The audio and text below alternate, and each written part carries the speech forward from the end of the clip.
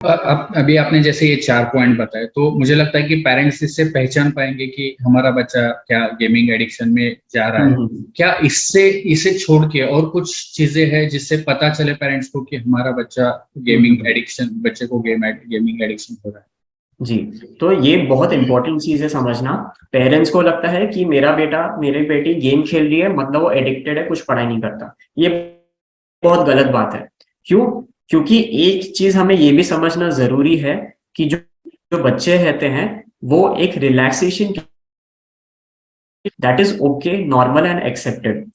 उसके अलावा बाकी जो फैक्टर्स है उस पर ध्यान रखना बहुत जरूरी है। जो फैक्टर्स मैं अभी एक लिस्ट में बताऊंगा, ये चीजें आपको नोट करना जरूरी है कि आपके बच्चों में ये चीज देखने को मिल रही है कि नहीं। तब जाके आप सोच सकते हो कि शायद इसको हेल्प की जरूरत है।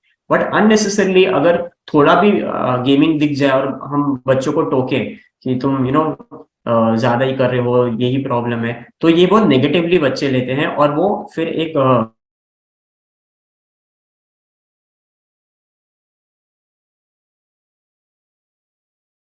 सर आपका वॉइस वॉइस ब्रेक हो रहा है, वॉइस ब्रेक हो गया।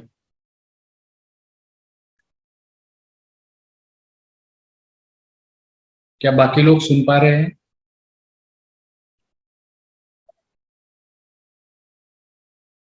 आवाज आ रही है मेरी?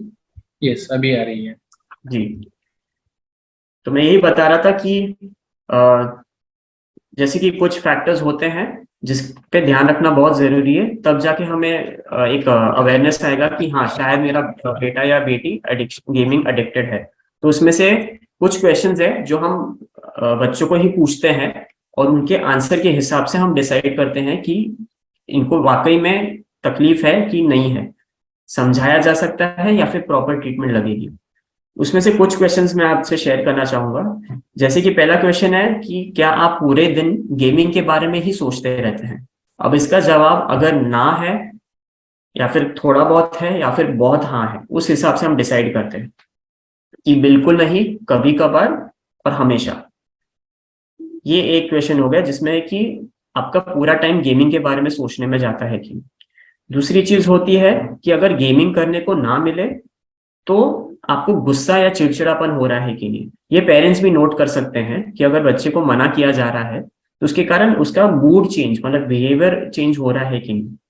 तीसरी चीज है कि क्या आपके बेटे को जितना ज्यादा गेम खेलने को मिल रहा है उतना ज्यादा प्लेजर मिल रहा है उससे। क्योंकि हम क्या होते हैं कभी कभार बोर हो जाता है, बट अगर एक पैटर्न डेवलप होने लग गया है जिसमें बच्चे को ज्यादा गेम खेल रहा है तो और खुश हो रहा है, मतलब बहुत ज्यादा डिपेंडेंसी बन रही है उसके ऊपर, तो ये एक चीज नोट करना जरूरी है। और है कि उसने गेमिंग छोड़ने की कोशिश की बट फिर भी उससे हो नहीं पा रहा और वापस वो गेमिंग पे जा रहा है, जैसे हम फेल्ड अटेम्प्ट बोलते हैं जिसको, तो वो एक बड़ा फैक्टर बन जाता है।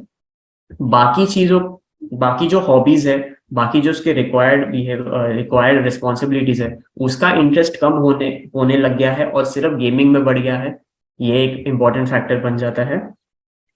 अगर उसके आजू बाजू बहुत सारे प्रॉब्लम्स बढ़ गए हैं, चाहे वो फैमिली में हो पढ़ाई में हो, उसके बावजूद वो गेमिंग कर रहा है, वो एक फैक्टर बनने लग जाता है। गेमिंग के लिए वो ज्यादा झूठ बोलने लग गया है, ज्यादा ऐसा बिहेवियर होने लग गया है कि जिसमें झूठ चोरी वगैरह ये सब होने लग गया है, वो एक बड़ा फैक्टर बन जाता है।